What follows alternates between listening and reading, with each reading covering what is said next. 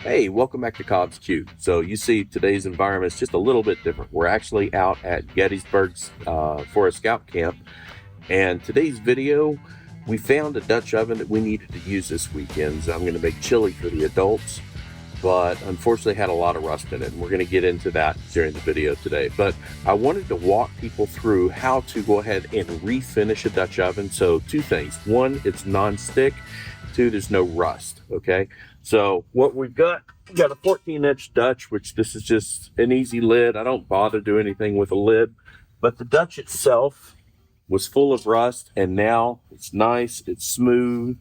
We're going to be able to cook in this. We're going to be able to clean out of this, and it just makes a world of difference if you'll just follow along, sand it down a little bit, get back in, rebuild the finish, and your cooking, etc., out in the field.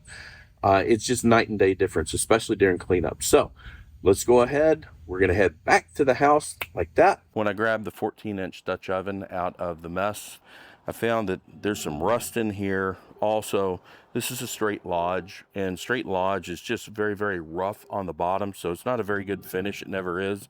And I found some rust on the outside of the Dutch oven as well. Let's see. There we go. So we're going to go ahead and clean that up. And when I do this, I go ahead and I sand this down till I have a smooth finish. Once I've got a really smooth finish, then I'm going to go ahead and use some grapeseed oil, and I'm going to build back up a smooth finish that I can cook on. It works fantastic. All my personal Dutch ovens have been done that way, and they basically are non-stick. It's a much quicker way to make these Dutch ovens and pans non-stick than to use them year after year after year and build over what Lodge provides out of the box. So with that, I'm going to use a rotary sander. I've got Diablo's. I've got 60 and 150 grit sandpaper today. With this, you'll notice I'm not wearing my typical shirts. This is going to get messy. And I absolutely recommend wearing a mask. So we're going to get down in here. We're going to sand out the bottom as best we can. And when we feel that it's smooth, then we'll go ahead and start working. One thing I forgot to mention, because of this, you can't move this around very well. If you need to, you can take it off. With a 14, I can actually make this work, but that's an option if you have to. So let's go.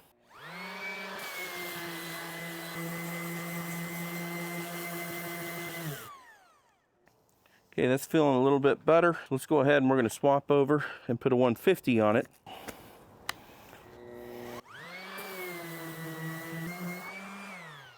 Okay, we'll take a look at this. Oh yeah, that feels so much better.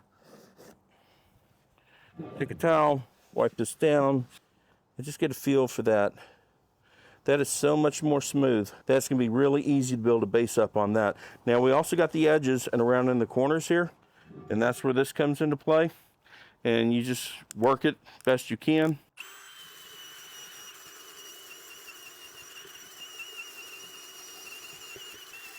Get a feel for that. Definitely a lot coming out of there. It's not bad. And we need to get the edges. I'm going to try to do it with this.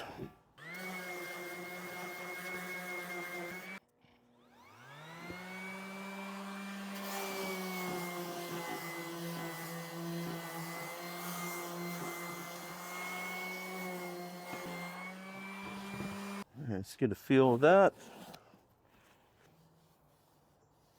Oh, that's much better. Much, much better. Now, we have to take care of this. So, once again, we're just going to take the sander here, sand that rust down.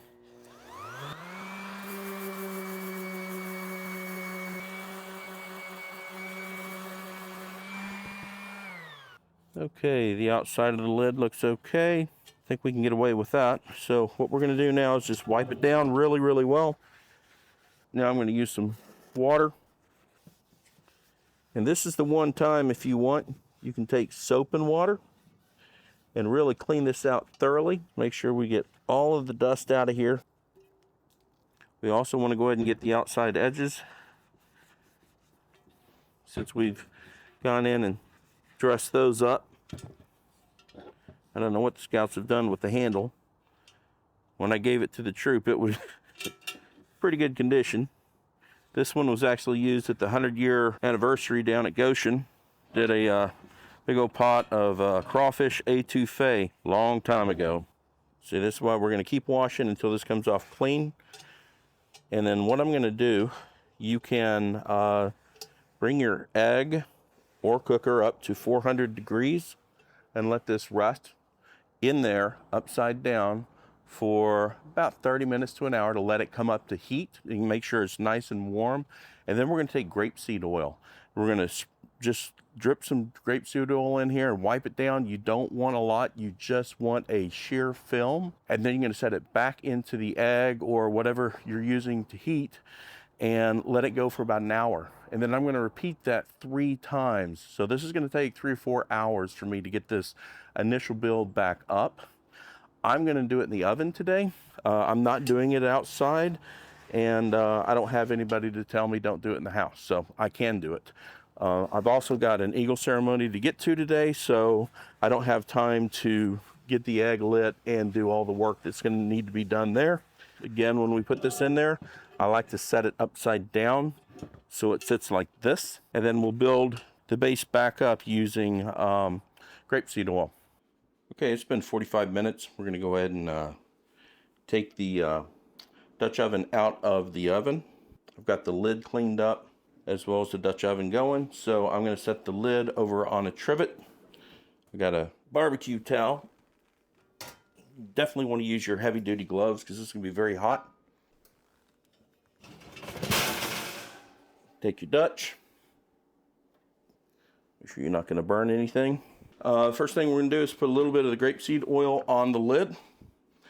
And again, just a little bit, it goes a long way. You want a lint-free cloth. Okay, now we're going to put some inside the Dutch.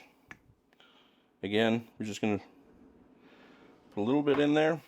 If it's too much, we'll take it out with the towel. Again, lint-free cloth.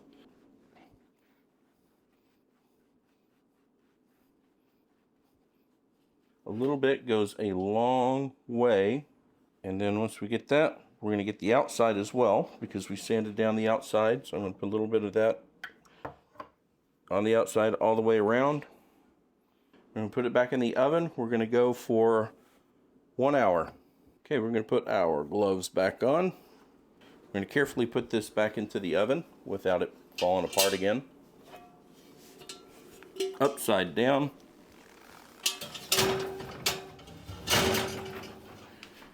We'll take our lid, put our lid in, upside down, rest it on the feet, and again, we're going to go for 1 hour. Okay, it's the next day, and once I did the third coating of the oil on the Dutch oven, when I turned the oven off, I just let it sit, and so it just cooled down on its own. So, anyway, we'll take out the lid. The lid looks good. Got that out of here. And now we can see this. That's so smooth compared to what it used to be. The edges feel good around in here. Yeah, this will cook chili really well this weekend. Hey, welcome back to Gettysburg. Thanks for sticking with us today and working through getting the Dutch ovens ready for this particular camp out and for any of the camp outs or outdoor activities that you have going on. We hope that you learned something, and if you get a moment, if you would subscribe, we'd appreciate that, and we really hope you have a wonderful day. We're going to go off, we're going to hit some more trails out here and just enjoy the battlefields. Have a wonderful day.